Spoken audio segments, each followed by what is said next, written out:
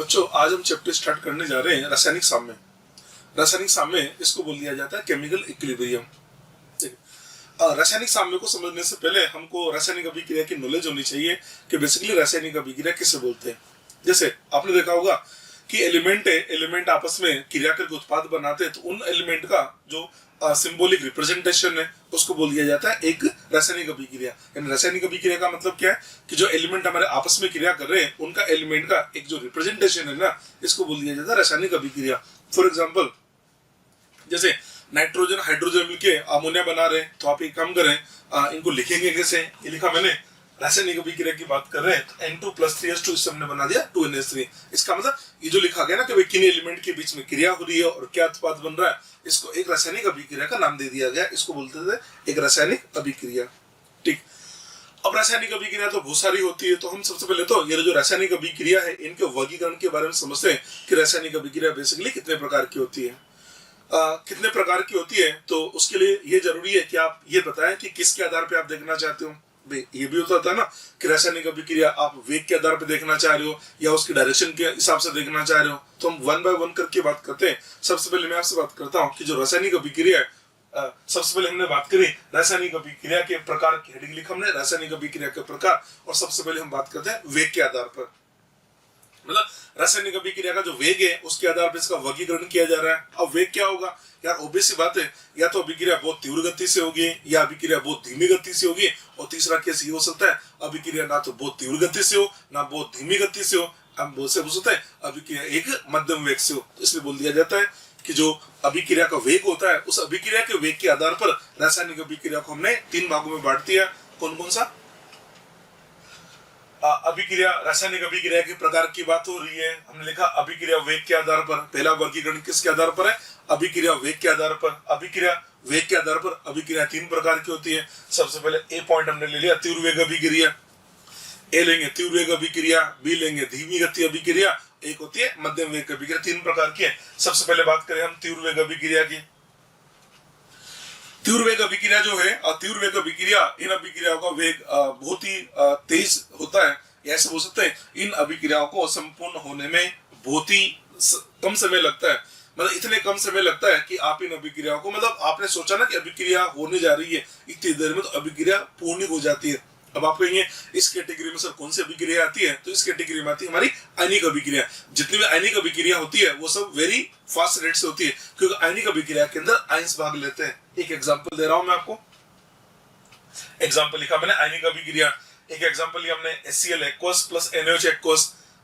HCl aqueous NaOH aqueous मिला है तो क्या बनेगा? NaCl aqueous + H2 बनेगा। आप देख सकते हैं इस HCl aqueous के अंदर H+ आयन होगा, Cl- आयन होगा, NaOH aqueous में Na+ आयन होगा, OH आयन होगा। आयन ऑलरेडी प्रेजेंट है, तो आप जैसे मिलाओगे आयन विपरीत आयन एक दूसरे के साथ आकर्षित होकर और उत्पाद का निर्माण कर देंगे। मतलब ये अभिक्रिया बहुत ही तीव्र गति से संपन्न होती है। तो आयनिक अभिक्रिया के अंदर इसको बोला जाता है ये अम्लोक्षार है, इसको बोलते हैं अम्लक्षार अभिक्रिया, ऐसे बोल दिया जाता है उदासीकरण अभिक्रिया।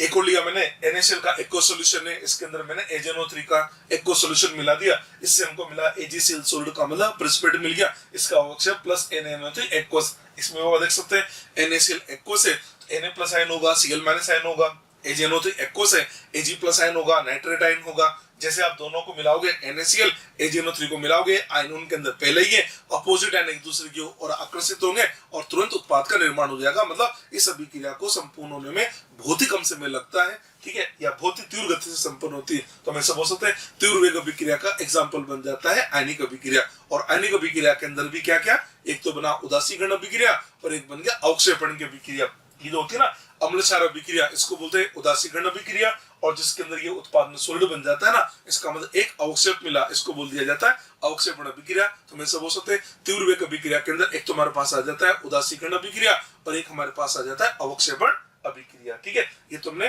अभिक्रिया वेग के आधार पर बता रहे हैं। तो अभिक्रिया वेग के आधार पर एक तो अभिक्रिया हमारे पास है तीव्र वेग अभिक्रिया, ठीक है। दूसरा देखो, दूसरा हमने ले लिया धीमी गति अभिक्रिया। धीमी गति अभिक्रिया, इसको पूर्ण होने में बहुत ही ज्यादा समय लगता है, ऐसा बोल सकते हैं इसको पूर्ण होने में महीने या number of years, number of साल भी लग जाते हैं। जैसे लोहे पर जंग का लगना, एक एग्जांपल लिखा rusting of iron. Rusting of iron इसका दी बेस्ट एग्जांपल है, ठीक है।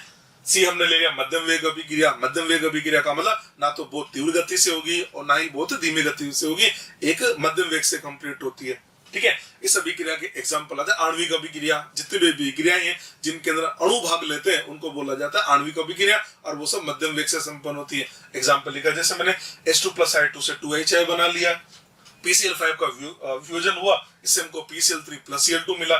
नेक्स्ट हम एक और अभिक्रिया ले ली, N2+3H2 से हमने 2NH3 बना दिया। इन सभी अभिक्रियाओं के अंदर अणु भाग ले रहे हैं, इसलिए इनको बोल दिया जाता है आणविक अभिक्रिया। ये सब हमारी आणविक अभिक्रिया होती है। ठीक है, तो मैंने जो पहला जो वर्गीकरण है वो किसके आधार पर बताया मैंने, वेग के आधार पर। तो वेग के आधार पर अभिक्रिया कितने प्रकार की होगी, 3 प्रकार की। एक तो होगी तीव्र वेग अभिक्रिया, दूसरी होगी धीमी गति अभिक्रिया, और एक होगी हमारी मध्यम वेग अभिक्रिया। तीव्र वेग अभिक्रिया का एग्जांपल है आयनिक अभिक्रिया, और आयनिक अभिक्रिया में आ गया एक तो उदासीकरण अभिक्रिया और एक अवक्षेपण अभिक्रिया। धीमी गति अभिक्रिया के अंदर हमने ले लिया रस्टिंग ऑफ आयरन, और एक हमने लिखा मध्यम वेग अभिक्रिया, और मध्यम वेग अभिक्रिया का एग्जांपल लिखा हमने आणविक अभिक्रिया। जितनी भी आणविक अभिक्रियाएं होती है वो सब इसी के अंदर आती है। ठीक है, ये हमने पहला पॉइंट समझा दिया आपको। पहला वर्गीकरण था हमारा वेग के आधार पर। दूसरा वर्गीकरण हमने ले लिया डायरेक्शन के आधार पर, दिशा के आधार पर। डायरेक्शन के आधार पर या दिशा के आधार पर रासायनिक अभिक्रिया 2 प्रकार की होती है। एक तो होती है उत्क्रमणीय अभिक्रिया और दूसरी होती है भैया अनुत्क्रमणीय अभिक्रिया। एक होती है उत्क्रमणीय और दूसरी होती है अनुत्क्रमणीय। सबसे पहले बात कर रहा हूं मैं उत्क्रमणीय अभिक्रिया की। उत्क्रमणीय अभिक्रिया का मतलब क्या होता है, उत्क्रमणीय अभिक्रिया का मतलब वो रासायनिक अभिक्रिया जो अग्र दिशा में भी जाती है और पश्चिम दिशा में भी जाती है, मतलब ये दोनों डायरेक्शन में संपन्न होती है। तो लिखा दोनों दिशाओं में अग्रसित होती है। ठीक है, उत्क्रमणीय जो अभिक्रिया होती है ना, इस अभिक्रिया को लिखने के लिए क्रियाकारक उत्पाद के बीच में हम ऐसा साइन बना देते हैं, ये इस टाइप का, ये उत्क्रमणीय अभिक्रिया का ये चिन्ह बना दिया जाता है। इसका मतलब अभिक्रिया हमारी अग्र दिशा में भी जारी है और अभिक्रिया हमारी पश्चिम दिशा में भी जारी है। ऐसे बोल सकते हैं उत्क्रमणीय अभिक्रिया का मतलब क्रियाकारक क्रिया करके उत्पाद बना रहे हैं, और जो उत्पाद बने वो वापस क्रिया करके हमारा क्रियाकारक बना रहे, इसको बोला उत्क्रमणीय अभिक्रिया। ऐसे बोल सकते हैं ये दोनों दिशाओं में अग्रसित होती है, नंबर 1। दूसरी बात, उत्क्रमणीय अभिक्रिया बंद पात्र में संपन्न होती है, और उत्क्रमणीय अभिक्रियाओं में साम्य प्राप्त होता है, साम्य को प्राप्त करती है। ठीक है, अच्छा दूसरी बात ये बता देते हैं, जो उत्क्रमणीय अभिक्रिया होती है, उत्क्रमणीय अभिक्रिया के अंदर कभी भी क्रियाकारक पूर्ण रूप से क्रिया करके उत्पाद नहीं बनाता, मतलब उत्क्रमणीय अभिक्रिया के अंदर क्रियाकारक की मात्रा शून्य कभी नहीं होती है। ऐसा बोल सकते हैं उत्क्रमणीय अभिक्रिया को पूर्ण होने में अनंत समय लगता है, क्रियाकारक कभी भी पूर्ण रूप से उत्पाद में परिवर्तित नहीं होते हैं। एक एग्जांपल लिखा मैंने, N2+3H2 से 2NH3 बना दिया। ये एग्जांपल हमारे बहुत बार आएगा, आप अच्छे से याद कर लेना। अमोनिया निर्माण की विधि, इसको बोलते हैं हेबर विधि, ये याद भी रख लेना। कई बार ऐसे बोल दिया जाता है डायरेक्ट हेबर विधि, अमोनिया निर्माण की हेबर विधि, ये हेबर विधि होती है अमोनिया निर्माण की, ध्यान रख लेना। ठीक है, ये मैं आपको समझा रहे हैं उत्क्रमणीय अभिक्रिया के बारे में। ठीक, आगे देखते हैं। उत्क्रमणीय अभिक्रिया के और एग्जांपल ले लिया मैंने, PCl5 से PCl3+Cl2। देखो इन दोनों के बीच में ऐसा डबल एरो लगा रखा है, इसका मतलब उत्क्रमणीय अभिक्रिया होती है। और एक सिंगल एरो होता है ना, तो उसको बोलते हैं अनुत्क्रमणीय अभिक्रिया, ये उत्क्रमणीय अभिक्रिया। एक और एग्जांपल लिया, H2+I2 से 2HCl बना दिया। एक और एग्जांपल लिया, कैल्शियम कार्बोनेट है, इसके विघटन पर हमको कैल्शियम ऑक्साइड प्लस CO2 को मिल गया है। ये सब किसके एग्जांपल है, ये सब हमारे उत्क्रमणीय अभिक्रिया के एग्जांपल है। ठीक है, अम्लक्षार जो अभिक्रिया होती है ना, अम्लक्षार अभिक्रिया भी उत्क्रमणीय अभिक्रिया में आती है, पर स्ट्रॉन्ग एसिड और जो स्ट्रॉन्ग बेस की अम्लक्षार अभिक्रिया है वो होती है अनुत्क्रमणीय। तो हमने एक एग्जांपल ये भी लिखा, स्ट्रॉन्ग एसिड तथा स्ट्रॉन्ग बेस के अलावा सभी उदासीकरण अभिक्रिया, मतलब उदासीकरण अभिक्रिया भी उत्क्रमणीय होती है, पर उसके अंदर एक अभिक्रिया जो होती है ना, जिसके अंदर स्ट्रॉन्ग एसिड स्ट्रॉन्ग बेस आपस में क्रिया करते हैं, वो होती है अनुत्क्रमणीय। जैसे मैंने एक एग्जांपल लिया, HCl स्ट्रॉन्ग एसिड होता है, NH4OH वीक बेस होता है, तो ये दोनों मिलकर NH4Cl प्लस H2 बना रहे, तो आप देख सकते हैं उत्क्रमणीय अभिक्रिया। हाँ, अगर हम इस NH4OH की जगह NOH ले लेते हैं तो NOH क्या होता है, स्ट्रॉन्ग बेस, तो फिर ये हो जाती है अनुत्क्रमणीय अभिक्रिया। तो आप ये से याद कर लेना कि जो उदासीकरण अभिक्रिया है उसके अंदर स्ट्रॉन्ग एसिड स्ट्रॉन्ग बेस के अलावा जितनी भी अभिक्रिया होती है वो सब होती है उत्क्रमणीय अभिक्रिया। स्ट्रॉन्ग एसिड स्ट्रॉन्ग बेस की जो उदासीकरण अभिक्रिया होती है वो आती है हमारी इरिवर्सिबल रिएक्शन, वो होती है अनुत्क्रमणीय अभिक्रिया। चलिए जी, हम दूसरा ले रहे हैं, इसमें बी ले लिया, अनुत्क्रमणीय अभिक्रिया। पता है ना, डायरेक्शन के आधार पर अभिक्रिया 2 प्रकार की होती है, एक तो होती है उत्क्रमणीय अभिक्रिया और दूसरी होती है अनुत्क्रमणीय अभिक्रिया। अब मैं अनुत्क्रमणीय अभिक्रिया के बारे में बात कर रहा हूँ, तो अनुत्क्रमणीय अभिक्रिया के बारे में क्या बोलेंगे। अनुत्क्रमणीय का मतलब इस अभिक्रिया के अंदर केवल क्रिया करके उत्पाद बनाएगा, उत्पाद वापस क्रिया करके क्रियाकारक नहीं बनाएगा। नंबर 1, केवल एक ही दिशा में अग्रसित होती है, पहली बात तो ये होगी। दूसरी बात, इस अभिक्रिया के अंदर कभी भी साम्य प्राप्त नहीं होता। साम्य प्राप्त तभी होता है जब क्रियाकारक मतलब साम्य तभी प्राप्त होगा जब क्रियाकारक उत्पाद बना, उत्पाद से वापस क्रियाकारक बने। तो साम्य जो होता है ना वो केवल और केवल उत्क्रमणीय अभिक्रियाओं में पाया जाता है, अनुत्क्रमणीय अभिक्रियाओं में साम्य प्राप्त नहीं होता है। अब आप यहाँ साम्य के बारे में सोच रहे होंगे कि साम्य का क्या मतलब होता है, तो इसको अपन ऐसे समझे। इसको एक छोटे से एग्जाम्पल से मैं ऐसे समझाता हूँ, देखना। जैसे मान लो पानी का टैंक है, ये हमारे पास एक पानी का टैंक है, ठीक है, और इस पानी के टैंक में इस लेवल तक पानी भरा हुआ है, ये लीजिए ये पानी भरा हुआ है, ठीक है। अब हमने क्या किया, यहाँ पर एक नल लगा दिया, ये लीजिए नल लगा दिया, और इधर हम इसके अंदर क्या कर रहे हैं, इधर से पाइप के थ्रू इसके अंदर पानी दे रहे हैं, इधर से पानी का इनलेट है और यहाँ से पानी का आउटलेट है। मैंने क्या काम किया, इधर से पानी अंदर जा रहा था, इधर से पानी निकल के बाहर आ रहा था। तो मैंने क्या काम किया, इधर से जो पानी अंदर आ रहा था इसको भी चालू कर दिया और नल को भी चालू कर दिया, और क्या किया, जितना पानी इसके अंदर आया उतना पानी इसके अंदर से बाहर इस नल के थ्रू बाहर निकल गया। इसका मतलब इसके अंदर वाटर का लेवल वो का वही रह गया। इसका मतलब ये हुआ, आप देख सकते हैं इस टैंक के अंदर पानी अंदर आ भी रहा है और पानी निकल के बाहर भी जा रहा है। इसका मतलब इनपुट भी है और आउटपुट भी है, पर उसका लेवल देखो वही का वही रहा। इसलिए हम बोल सकते हैं कि ये इसके अंदर एक साम्य प्राप्त हो गया है। अच्छा, आपको दूर से देखने से लग रहा होगा कि जैसे इसके अंदर कुछ हो ही नहीं रहा, जबकि हो रहा है ना, जितना पानी अंदर आया उतना ही पानी निकल के बाहर चला गया, इसलिए टंकी का लेवल वो का वही रहा। तो हम बोल सकते हैं इसके अंदर एक साम्य प्रेजेंट है। ये साम्य का मतलब होता है, ठीक है जी। हाँ, हमने बोला कभी भी साम्य को प्राप्त नहीं किया, मतलब ये जो अनुत्क्रमणीय अभिक्रिया होती है, अनुत्क्रमणीय अभिक्रिया के अंदर साम्य कभी भी प्राप्त नहीं होगा। साम्य उसी अभिक्रिया में प्राप्त होगा जो उत्क्रमणीय अभिक्रिया होगी, यानी रिवर्सिबल रिएक्शन के अंदर ही हमेशा साम्य पाया जाता है, ठीक है। अनुत्क्रमणीय अभिक्रिया के बारे में और बातें बताते हैं आपको। दूसरी बात, अनुत्क्रमणीय जो अभिक्रिया है वो तो एक डायरेक्शन में चलेगी, तो ऑब्वियस सी बात है एक निश्चित समय के बाद ये पूर्ण भी हो जाती है, जबकि उत्क्रमणीय अभिक्रिया को पूर्ण होने में अनंत समय लगता है। ऐसे बोल सकते हो पूर्णता की ओर जाती ही नहीं है, लेकिन हमने निश्चित समय पूर्ण हो जाती है, इसको पूर्ण होने में एक निश्चित समय लगता है। अगला पॉइंट मतलब इसका एग्जाम्पल बता रहे, एग्जाम्पल लिया हमने, इसका एग्जाम्पल है अवक्षेपण अभिक्रिया। जिन अभिक्रियाओं में अवक्षेप प्राप्त होता है वो इसी कैटेगरी में आती है। देखो, NaCl का एक्वस सॉल्यूशन के अंदर हमने AgNO3 का एक्वस सॉल्यूशन मिला दिया, तो हमको AgCl सॉलिड का मतलब AgCl का हमको ये अवक्षेप मिल गया, ये हमको AgCl का अवक्षेप मिल गया। तो अवक्षेपण की अभिक्रिया अनुत्क्रमणीय अभिक्रिया होती है। देखो, हमने एक रो लगा रखा है। दूसरा, अनुत्क्रमणीय अभिक्रिया का अभी बताया था ना कि जो उदासीकरण अभिक्रिया है उसके अंदर स्ट्रॉन्ग एसिड स्ट्रॉन्ग बेस भी अनुत्क्रमणीय होता है। तो अगला लिखा मैंने स्ट्रॉन्ग एसिड तथा स्ट्रॉन्ग बेस की उदासीकरण अभिक्रिया। स्ट्रॉन्ग एसिड HCl एक्वस लिया, स्ट्रॉन्ग बेस में NaOH एक्वस लिया। आप देख सकते हैं हमने एक सिंगल एरो लगा रखा है, इसका मतलब ये अभिक्रिया अनुत्क्रमणीय अभिक्रिया। इससे हमको मिल गया NaCl aqueous plus H2O liquid. तो हम बोल सकते हैं कि जो उदासीकरण अभिक्रिया है उसके अंदर जो स्ट्रॉन्ग एसिड स्ट्रॉन्ग बेस का जो उदासीकरण है वो अनुत्क्रमणीय है, बाकी जितने भी उदासीकरण है वो सारे होते हैं उत्क्रमणीय, ठीक है। ये हमने आपको बताया अभिक्रिया के प्रकार के बारे में बात कर रहे थे। तुमने कौन कौन सा प्रकार लिया, एक तुमने लिया वेग के आधार पर, दूसरा हमने ले लिया डायरेक्शन के आधार पर, अब हम ले रहे हैं उसकी भौतिक अवस्था के आधार पर। भौतिक अवस्था के आधार पर, तो अभौतिक अवस्था के आधार पर क्या बोलेंगे, या तो क्या होगा हमारे जो क्रियाकारक उत्पाद है सभी की एक ही भौतिक अवस्था होगी, या ऐसे बोल सकते हैं सब एक ही अवस्था में पाए जाएंगे, या ऐसे बोल सकते हैं क्रियाकारक उत्पाद हमारे दो या दो से अधिक अवस्था में पाए जाते हैं। इसके आधार पर हमने रासायनिक अभिक्रिया को दो भागों में बांट दिया।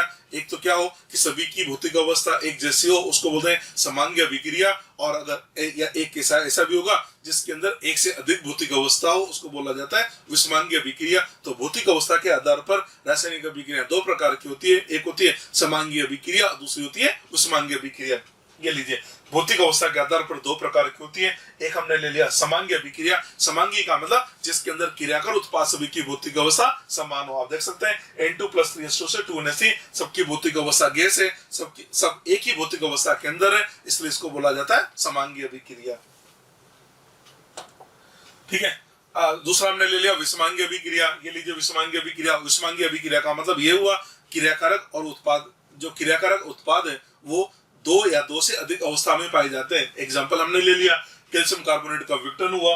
कैल्शियम कार्बोनेट सॉलिड होता है, इससे हमको एक तो कैल्शियम ऑक्साइड सॉलिड मिलेगा, साथ में CO2 गैस मिला। आप देख सकते हैं एक से अधिक अवस्था है, इसका मतलब ये विषमांगी अभिक्रिया।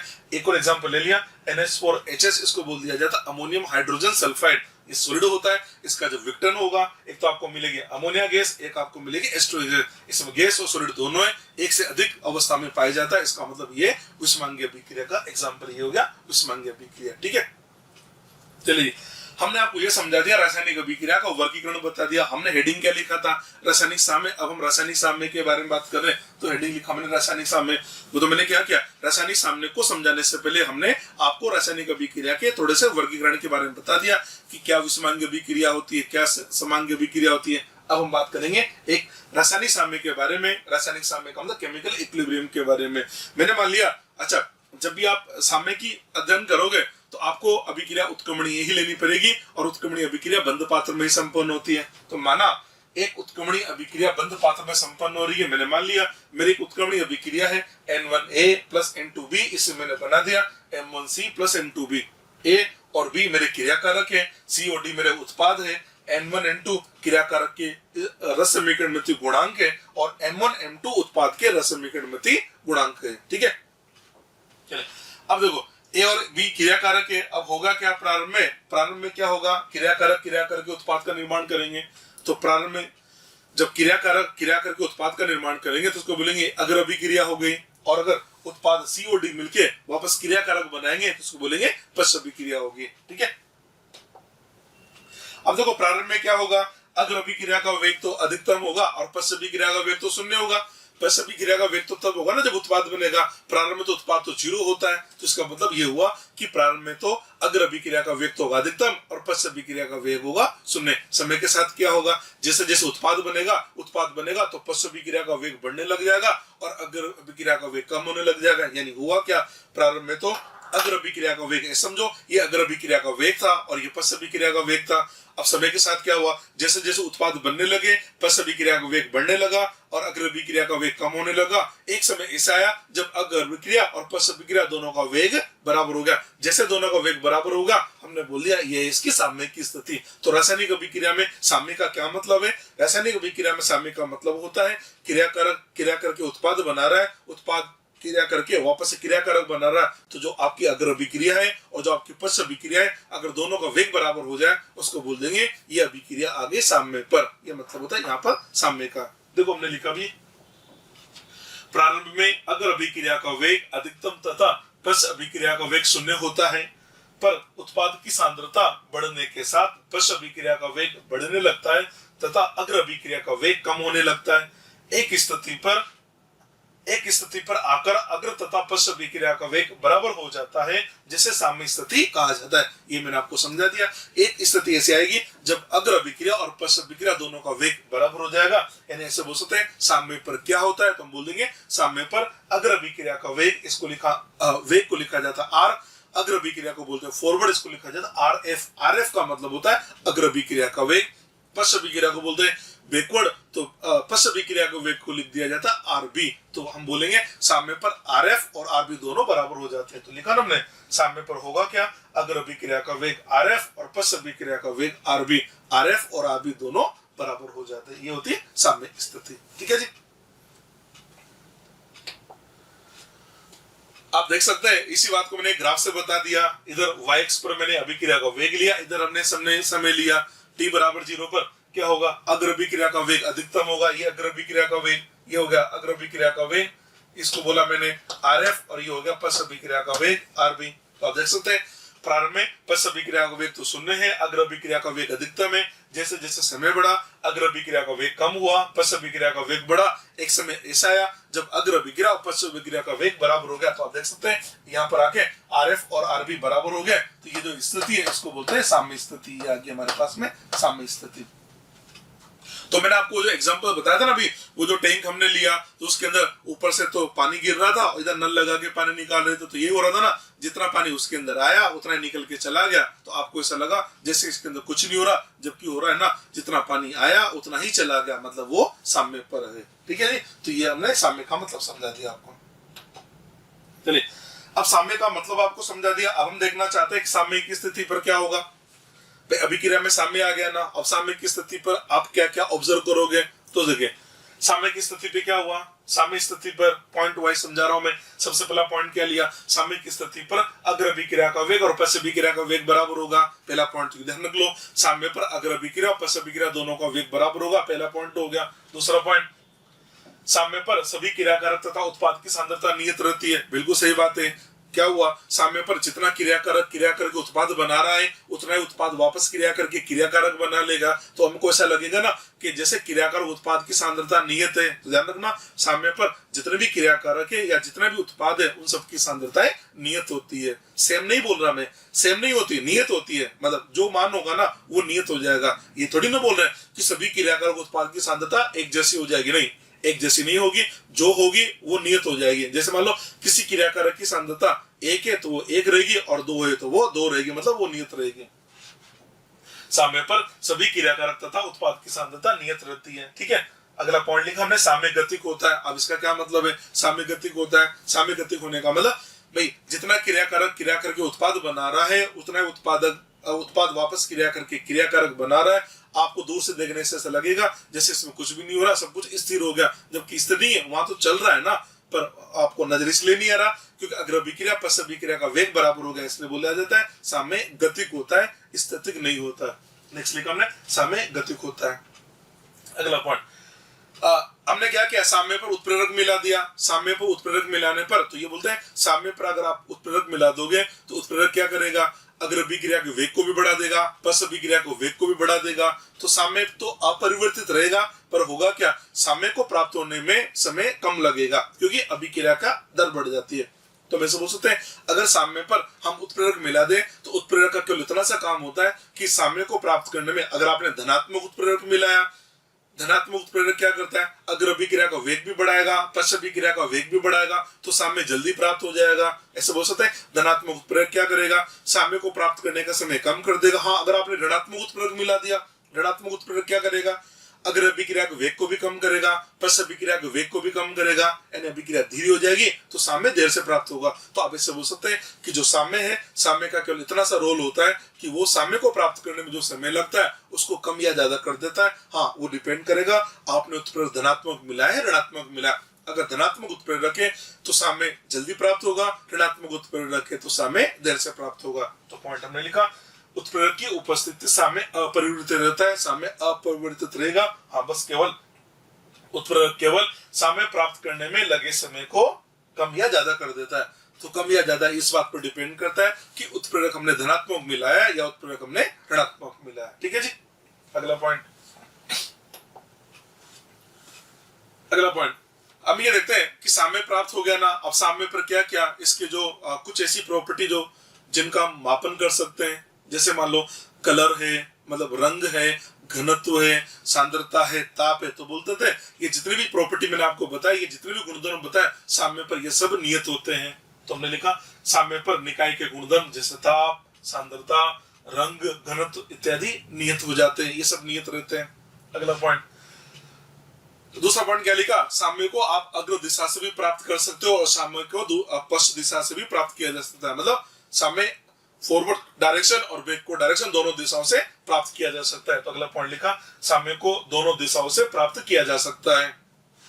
अगला पॉइंट, साम्य केवल उत्क्रमणीय अभिक्रियाओं में पाया जाता है। ये बात मैं आपको पहले बोल चुका हूं कि साम्य जो है केवल और केवल उत्क्रमणीय अभिक्रियाओं में पाया जाता है। अगला पॉइंट, जैसे हमने बताया था समांगी अभिक्रिया, अगर मान लो समांगी अभिक्रिया है और समांगी अभिक्रिया में साम्य पाया जाता है, उसको बोला जाता है समांगी साम्य। समांगी साम्य का क्या मतलब है, समांगी साम्य में क्रियाकारक तथा उत्पाद सभी की भौतिक अवस्था समान होती है। ऐसे बोल सकते हैं समांगी अभिक्रिया में जो साम्य पाया जाएगा उसको बोलेंगे समांगी साम्य, और विषमांगी अभिक्रिया में जो साम्य पाया जाएगा उसको बोलेंगे विषमांगी साम्य। जैसे आपसे बोला जाए विषमांगी साम्य, तो आप समझ लेना इस साम्य के अंदर क्रियाकारक उत्पाद की सबकी भौतिक अवस्था समान नहीं है। हाँ, समांगी साम्य बोला जा रहा है, मतलब क्रियाकारक उत्पाद सबकी भौतिक अवस्था एक जैसी है। तुमने लिख दिया समांगी साम्य में क्रियाकारक तथा उत्पाद सभी की भौतिक अवस्था समान होती है। जैसे कि एग्जांपल लिखा हमने CH3COO C2H5 एस्टर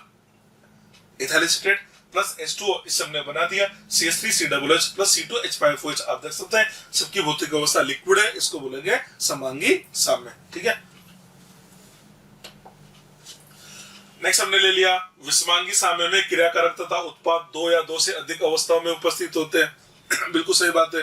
इसका एग्जांपल वही, एक तो कैल्शियम कार्बोनेट वाला अभी भी जो समझाया था, एक अमोनियम हाइड्रोजन सल्फाइड वाला, दो तो मैं आपको बता चुका, एक और लिख दिया मैंने zinc solid plus CO2 gas, इससे हमने बना दिया zinc oxide solid plus CO gas. आप देख सकते हैं सॉलिड और गैस दो अवस्था है ना, इसका मतलब ये तीनों जो है वो हमारे एक विषमांगी साम्य के उदाहरण होते हैं। ठीक है, चलिए ये हमने आपको ये समझा दिया कि साम्य की क्या क्या प्रॉपर्टी होती है, साम्य के बारे में समझा दिया, राइट। अब हम नेक्स्ट पॉइंट एक और जिसको डिस्कस कर रहे हैं आपसे, सक्रिय द्रव्यमान। सक्रिय द्रव्यमान को बोलता है एक्टिव मास। अब हम समझा देते हैं सक्रिय द्रव्यमान क्या होता है। इस चैप्टर के अंदर सक्रिय द्रव्यमान हमारे बहुत काम आता है।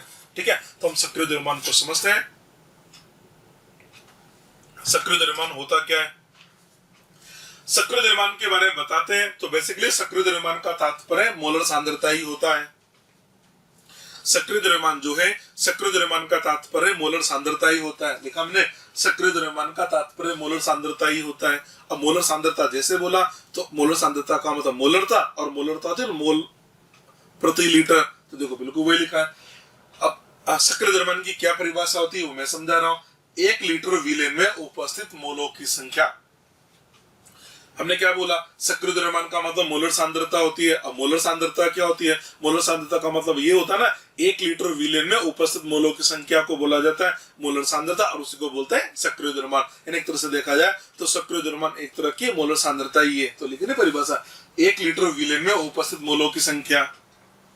चलो जी, मान लो कोई गैस है। अब गैस के लिए हम बात करें सक्रिय द्रव्यमान की, तो गैस के सक्रिय द्रव्यमान का क्या मतलब होगा, तो गैस के सक्रिय द्रव्यमान का मतलब 1 लीटर गैस के अंदर कितने उसके ग्राम अणु है, या ऐसे बोल सकते हैं 1 लीटर गैस के अंदर मोलों की संख्या है बोलो, या ग्राम अणुओं की संख्या बोलो, बात एक ही है। तो हमने लिखा गैसों के लिए 1 लीटर में उपस्थित ग्राम अणुओं की संख्या सक्रिय द्रव्यमान कहलाता है। कोई आपको गैस दे रखी है और आपसे बोला जाए, मतलब विलेन नहीं है, गैस है, अगर गैस दे रखी है और गैस के लिए आपसे बोला जाए इसके सक्रिय द्रव्यमान क्या होगा, तो गैस के लिए सक्रिय द्रव्यमान का मतलब 1 लीटर के अंदर कितने ग्राम अणु पाए जाते हैं वो कहलाएगा उसका सक्रिय द्रव्यमान। ठीक है, ये जो सक्रिय द्रव्यमान होता है इसको हम स्क्वायर ब्रैकेट से रिप्रेजेंट करते हैं। तो लिखा मैंने सक्रिय द्रव्यमान को, ये लिखा ना स्क्वायर ब्रैकेट, इस प्रकार का ब्रैकेट बनाते हैं, ये स्क्वायर ब्रैकेट के से दर्शाते हैं। तो कहीं पर भी अगर ऐसा स्क्वायर ब्रैकेट बना हुआ है, इसका मतलब समझ लेना ये इसमें सक्रिय द्रव्यमान लिख दिया है। तो इस चैप्टर के अंदर हम जैसे ये बनाएंगे, इसका मतलब ये इसका सक्रिय द्रव्यमान हो गया। जैसे मेरे को लिखना है नाइट्रोजन का सक्रिय द्रव्यमान, तो पता कैसे लिखूंगा मैं ऐसे, मेरे को लिखना है नाइट्रोजन का सक्रिय द्रव्यमान, तो उसको लिखने का तरीका मैं ऐसे N2 लिख के और इसको ऐसे बंद कर दूंगा, तो ये बता रहा है ये नाइट्रोजन का सक्रिय द्रव्यमान है। मेरे को लिखना है अमोनिया का सक्रिय द्रव्यमान, तो क्या करूंगा मैं लिखूंगा अमोनिया और अमोनिया लिखे और उसको ऐसे स्क्वायर ब्रैकेट में बंद कर दूंगा। इसका मतलब ये अमोनिया का सक्रिय द्रव्यमान होता है। तो ध्यान रखना सक्रिय द्रव्यमान को हम स्क्वायर ब्रैकेट से रिप्रेजेंट करते हैं। ठीक है, अब सक्रिय द्रव्यमान का फॉर्मूला लिख लेते हैं। सक्रिय द्रव्यमान तो हमने लिखा सक्रिय द्रव्यमान बराबर पदार्थ के मोलों की संख्या अपॉन आयतन लीटर में। सक्रिय द्रव्यमान आपको लिखना है, तो सक्रिय द्रव्यमान क्या लिख सकते हैं, सक्रिय द्रव्यमान बराबर क्या लिख सकते हैं, तो हमने लिख दिया सक्रिय द्रव्यमान बराबर पदार्थ के मोलों की संख्या अपॉन मोल, अपॉन उसका क्या लेना है हमको, आयतन लेना है। मोलों की संख्या अपॉन आयतन, ये हमारे सक्रिय द्रव्यमान का फॉर्मूला बन गया। ठीक है, या हम ऐसे लिख सकते हैं सक्रिय द्रव्यमान बराबर मोल, मोल बराबर क्या होता है ग्राम में भार अपॉन अणु भार, तो ग्राम में भार W लिखा, अणु भार इनटू 1 अपॉन आयतन, ये हमने लीटर में ले दिया। ये सक्रिय द्रव्यमान का हमारे पास में ये फॉर्मूला बन गया। सक्रिय द्रव्यमान बराबर W अपॉन MW, W का मतलब ग्राम में भार, MW अणु भार इनटू 1 आयतन, आयतन हमको लीटर में लेना, ये हमारे सक्रिय द्रव्यमान का फॉर्मूला बन गया। ठीक है, चलिए जी, अब हमको क्या करना है, हमारे पास एक शुद्ध ठोस है, शुद्ध ठोस प्योर सॉलिड। शुद्ध ठोस का सक्रिय द्रव्यमान नियत होता है। आपने कोई शुद्ध ठोस लिया ना, तो जो शुद्ध ठोस है उसका सक्रिय द्रव्यमान नियत होगा। आप उस शुद्ध ठोस का अमाउंट कितना भी ले लो, उसका सक्रिय द्रव्यमान हमेशा नियत होता है। तुमने लिख दिया शुद्ध ठोस का सक्रिय द्रव्यमान नियत होता है, यह ठोस की मात्रा पर निर्भर नहीं करता। इसका मतलब ये हुआ आप कितने भी ग्राम शुद्ध ठोस लो, उसका सक्रिय द्रव्यमान हमेशा नियत होता है। पहली बात तो ये होगी। दूसरा, यदि शुद्ध द्रव आधिक्य में हो तो, पहली बात तो मैंने क्या बोली, को आपके पास प्योर सॉलिड है तो प्योर सॉलिड का सक्रिय द्रव्यमान नियत होता है, पहली बात। दूसरी बात क्या बोला, आपके पास प्योर लिक्विड है और प्योर लिक्विड भी आधिक्य में ले रखा। आधिक्य का मतलब जैसे आपने उसको एक तरह से विलायक के रूप में काम में ले लिया, देखा ना। यदि अशुद्ध द्रव आधिक्य का मतलब उसको विलायक के रूप में ले रखा है तो भी उसका सक्रिय द्रव्यमान नियत होता है। मतलब इसका मतलब प्योर सॉलिड है तो प्योर सॉलिड का सक्रिय द्रव्यमान नियत होता है। दूसरी बात आपके पास प्योर लिक्विड है पर वो आधिक्य में है या ऐसे बोल सकते हैं उसको विलायक के रूप में ले रखा है तो उसका भी सक्रिय द्रव्यमान नियत होता है। सक्रिय द्रव्यमान नियत होता है। ठीक है, अब हमने क्या बोला कि प्योर सॉलिड है उसका भी सक्रिय द्रव्यमान नियत है और जो प्योर लिक्विड है और उसको आधिक्य में ले रखा उसका भी सक्रिय द्रव्यमान नियत है और नियत है इसलिए हम क्या करते हैं इन दोनों का मान इकाई मान के चलते हैं। ठीक है, नियत है और उस नियत को हमने क्या मान लिया इकाई मान लिया तो मैंने लिखा ना प्योर सॉलिड का सक्रिय द्रव्यमान हम इकाई मानेंगे और प्योर लिक्विड का सक्रिय द्रव्यमान भी हम इकाई मान लेंगे। भाई नियत है ना तो वो जो नियत राशि है उस नियत राशि को हमने एक मान लिया है क्योंकि एक को किसी से भी गुणा करें तो वो का वही रह जाता है इसलिए हमने इसको एक मान लिया है। ठीक है, अब नियत कैसे है तो इसको थोड़ा सा अपन ऐसे भी समझ सकते हैं सक्रिय द्रव्यमान बराबर ग्राम में बार अपॉन अणुभार इनटू 1000 अपॉन आयतन मिलीलीटर में होता है। आपने शुद्ध ठोस ले लिया प्योर सॉलिड ले लिया ये उसका ग्राम में बाहर हुआ और ये इसका आयतन हुआ तो प्योर सॉलिड है तो ये उसका प्योर सॉलिड है तो ये उसका द्रव्यमान हो गया इसका आयतन हो गया। द्रव्यमान अपॉन आयतन को बोलते हैं घनत्व तो ये जो ग्राम में भार अपॉन आयतन है इसकी जगह मैं लिख दिया डेंसिटी तो इस फॉर्मूले को मैं ऐसे लिख सकता हूं डेंसिटी इनटू 1000 अपॉन अणुभार। ठीक है, अब आपने क्या लिया एक आपने प्योर सॉलिड ले लिया या आपने प्योर लिक्विड ले लिया कोई सा भी प्योर सॉलिड हो या कोई सा भी प्योर लिक्विड हो रो डेंसिटी नियत होती है अणुभार ये भी नियत होता है तो यार ये भी नियत है और ये भी नियत है तो हम बोलेंगे ना उसका सक्रिय द्रव्यमान भी नियत होगा और नियत होगा तो उस नियत मान को मैंने फिर इकाई मान लिया तो लिखा ना शुद्ध ठोस या शुद्ध द्रव का घनत्व तथा अणुभार नियत होते हैं इसलिए सक्रिय द्रव्यमान भी नियत होता है और हमने वो जो नियत मान है उसको हमने एक अब आप बोलेंगे एक कहां से आया एक कहीं से आता नहीं है हमने अपनी सुविधा के हिसाब से हमने इसको इकाई मान लिया है। ठीक है, ये हमने आपको सक्रिय द्रव्यमान के बारे में समझा दिया। ठीक है, अब ये जो सक्रिय द्रव्यमान है अभी सक्रिय द्रव्यमान पर बारे में आपको बताया अभी सक्रिय द्रव्यमान पर एक सवाल बनाता हूं मैं आपके लिए सक्रिय द्रव्यमान का एक सवाल भी करा देता हूं।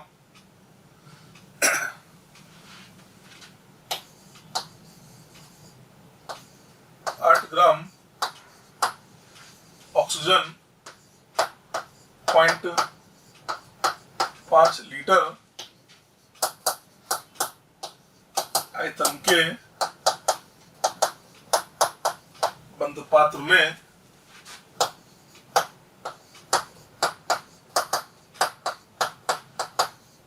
उपस्थित है।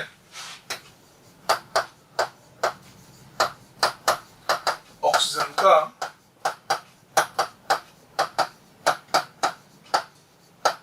सक्रिय द्रव्यमान ज्ञात करो। आपसे बोला जा रहा है ये जो ऑक्सीजन है इस ऑक्सीजन का सक्रिय द्रव्यमान आपको ज्ञात करना है। अब ऑक्सीजन का सक्रिय द्रव्यमान कैसे निकाले भाई देखो अब इसके सॉल्यूशन पे आ जाते हैं हम इसका सॉल्यूशन देखें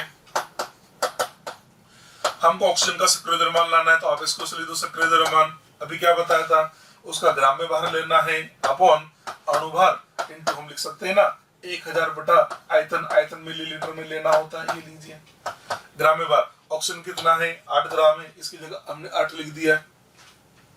ठीक है, अणुभार की बात करें ऑक्सीजन का अणुभार होता है 32 ये 32 आ गया इनटू 1000 की जगह हमने 1000 लिखा अपॉन आयतन मिलीलीटर में इसमें क्या बोला 0.5 लीटर है लीटर को मिलीलीटर में बदल देंगे तो ये आ जाता है 500। ठीक है, इसको सोल्व करके देखें ये चला जाएगा 2 बार 8 दूनी 16 बटा 32 ये आ जाएगा 1/2 हम ऐसे बोल सकते हैं कि जो ऑक्सीजन है इस ऑक्सीजन के सक्रिय द्रव्यमान आ जाता है 0.5 ये 0.5 आ जाएगा सक्रिय द्रव्यमान 0.5।